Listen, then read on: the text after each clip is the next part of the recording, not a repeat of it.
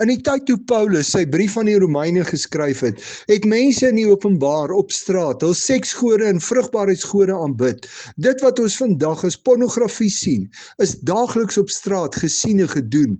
Elke deel van jou liggaam was betrokke in hierdie sogenaamde aanbidding. Paulus verwys in Romeine 6 vers 19 na dit wat deel was van die gelowiges uit die heidense kultuur se daaglikse lewe en sê soos hulle elke deel van hulle liggame in diens van sedelike onreinheid en wetteloosheid gestel het deur losbandig te lewe, moet hulle nou elke deel van hulle liggame in diens van God stel om heilig te lewe.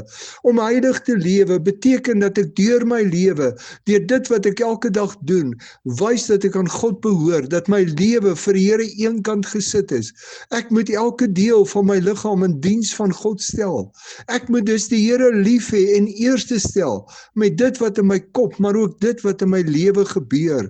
As ons hier hoor dat ons as gelowiges elke deel van ons lewe in diens van God moet stel, moet ons duidelik hoor dat ons nie net die Here sommige dae en in sommige dele van ons lewe kan dien nie. Ons moet die Here met ons hele lewe dien en God moet in elke deel van ons lewe gesien kan word. Uit myself kan ek dit nie doen nie.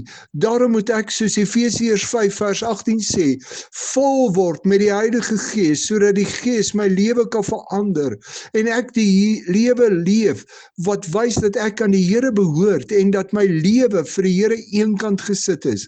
Is elke deel van jou liggaam en jou lewe in diens van God om heilig te lewe? Waarom vertrou jy nie die Heilige Gees om jou lewe te verander, sodat alles wat jy is en het, in diens van God is nie?